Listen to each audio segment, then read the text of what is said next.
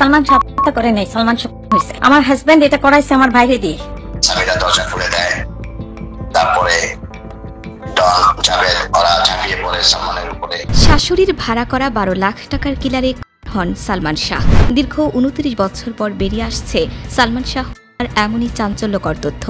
তার আগে 6 লাখ ও তারপর আরও 6 লাখ টাকা দেওয়ার চুক্তি করেন সালমান শাহর শাশুড়ি লতিফা হক লুসি। ঘটনা কি আসলেই তাই? চিত্রনায়ক সালমান শাহর রাত্রে ছিল এক নির্মম পরিকল্পিত হত্যাযজ্ঞের মঞ্চ।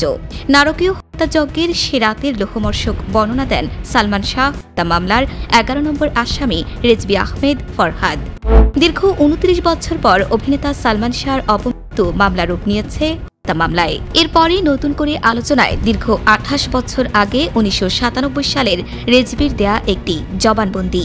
ওই জবানবন্দিতে রেজবি সালমান শাহর হত্যার দায় স্বীকার করে বলেন, আমরা সালমান শাহকে হত্যা করেছি। তার ঘটনাকে আত্মহত্যা বলে সাজানো হয়েছে। এই হত্যাকাণ্ডে সামিরা ও তার পরিবার সহ অনেকে জড়িত। হত্যাযজ্ঞে আমিও ছিলাম। 1997 সালের 164 ধারায় জবানবন্দিতে রেজবি জানান, সালমান শাহর ছিল 12 লাখ টাকার এক হত্যার চুক্তি, যে চুক্তি করেছিলেন সালমান শাহর শাশুড়ি লতিফা হক লুসি। এই হত্যা চুক্তিতে আরও ছিলেন বাংলা সিনেমার খলনায়ক ডন, ডেভিড, ফারুক ও জাভেদ। রেজবির বর্ণনা অনুযায়ী 1996 সালের 5 সেপ্টেম্বর গুলিস্তানের একটি বারে রাত 8টায় ডন, ডেভিড, ফারুক, জাভেদ ও রেজবি দেখা করেন।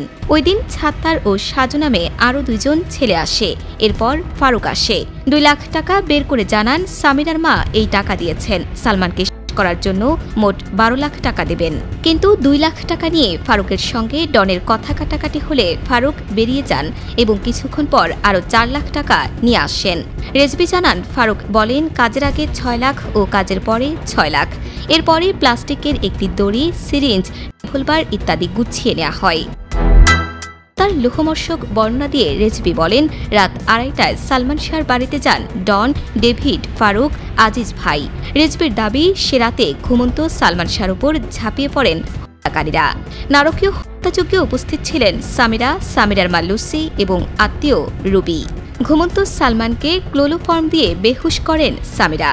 কিছুক্ষণ পর সালমান শাহর জ্ঞান ফিরলে সবার শুরু হয় ধস্তাধস্তি।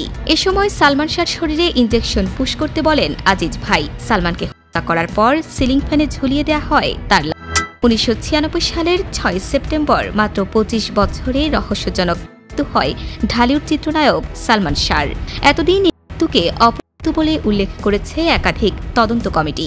তবে সব তদন্তই এড়িয়ে চলা হয়েছে সত্যকে, যে কারণে দীর্ঘ 29 বছর পর অভিনেতা সালমান শাহর অপমৃত্যু মামলার রূপ নিয়েছে হত্যা মামলায়।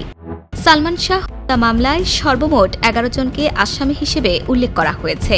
হত্যা মামলায় প্রধান আসামি নায়কের সাবেক স্ত্রী সামিরা হক।